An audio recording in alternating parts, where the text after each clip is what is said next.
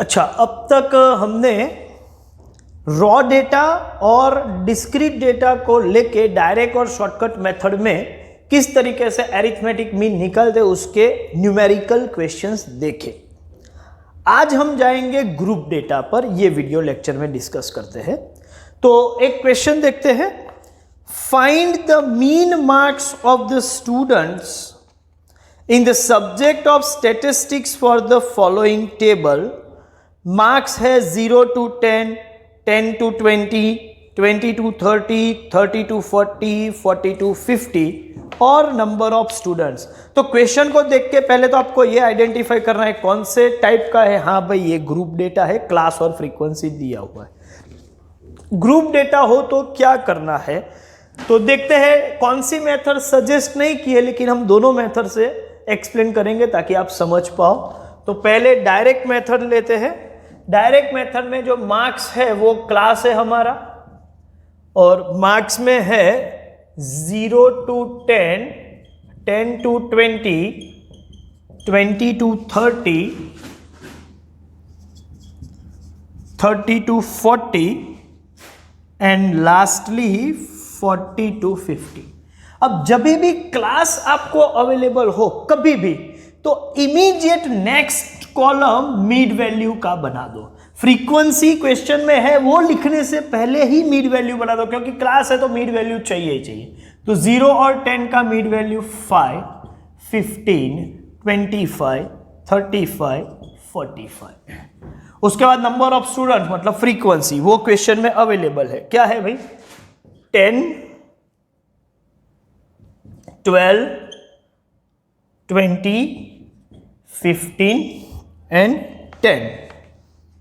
Okay, अब क्या करेंगे सर? अभी ये x और ये f जो डिस्क्रीट में करते हैं सही, f इंटू एक्स, तो 5 into 10, 15 into 12, 25 into 20, 35 into 15 and 45 into 10, ये हर वैल्यू हम निकालेंगे और फिर उसका टोटल करेंगे।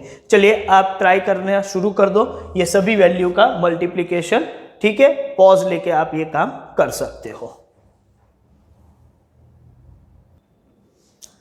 तो क्या ये टोटल आप चेक कर लो, ये सभी मल्टीप्लीकेशन 50, 180, 500, 525, 450 और टोटल हो रहा है 1705।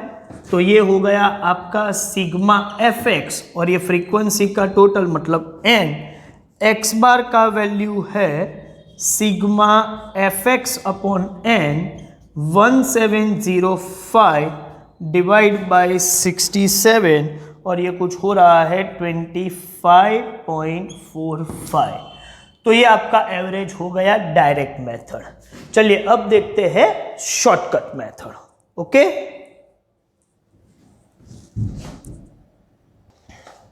शॉर्टकट मेथड में भी मार्क्स मतलब क्लास, उसके बाद इमीडिएट मिड वैल्यू और फ्रीक्वेंसी, वो तो वही रहेगा जो यहां पर है, कोई चेंज नहीं करेंगे उसमें। तो अब इसके बाद मेरा काम क्या है? शॉर्टकट में x को कन्वर्ट करना है मुझे स्टेप डेविएशन d में, और जब मैं d में कन्वर्ट करूं तो मुझे चेक करना पड़ेगा कि a फैक्टर भी है और c फैक्टर दोनों है या कोई एक ही है।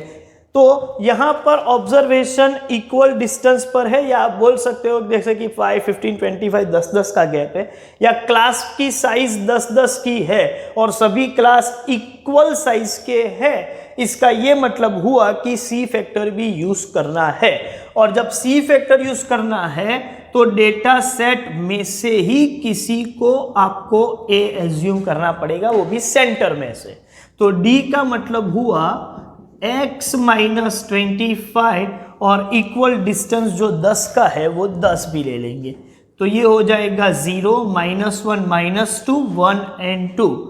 अब आपको f और d मल्टीप्लाई करना है, तो ये हुआ -20, -12, 0, 15 एंड 20। अब इसका टोटल करेंगे तो ये हो जाएगा 3। फ्रीक्वेंसी का टोटल तो हमको पहले से मालूम ही है, वो है 67।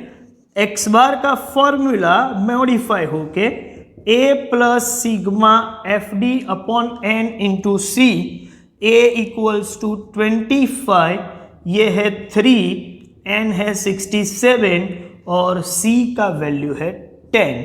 यहाँ 10 इंटू 3 30 डिवाइड बाई 67 मतलब 0.45, तो 25.45 इसका आंसर होगा। तो डायरेक्ट मेथड हो या शॉर्टकट मेथड हो, you are able to complete. अभी इसके बेस पर भी आगे के कुछ क्वेश्चंस आप सॉल्व कर पाओगे। मतलब अभी मीन रॉ डेटा से भी आप निकाल सकते हो, डिस्क्रीट से भी और ग्रुप से भी। अब होता क्या है, कभी कभी आपको क्वेश्चन में ग्रुप डेटा देंगे लेकिन ग्रुप डेटा रेडीमेड नहीं होंगे, वो क्यूमुलेटिव फ्रीक्वेंसी डिस्ट्रीब्यूशन होगा। तो उसमें से पहले आपको रेगुलर क्लास और फ्रीक्वेंसी में कन्वर्ट करना पड़ेगा। कभी कभी ऐसे क्वेश्चन होंगे, और फिर क्लास और फ्रीक्वेंसी हो तो मीन वैल्यू और डायरेक्ट या शॉर्टकट किसी भी मेथड से आप सॉल्व कर सकते हो।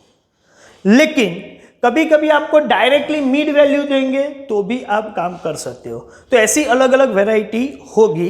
कुछ क्वेश्चंस मैं आपको होमवर्क में दे रहा हूं, ठीक है, बाद में आप उस हिसाब से आगे काम कर सकते हैं। ठीक है, चलिए देखते हैं क्या है homework. And based on this discussion you can complete up to question number 7।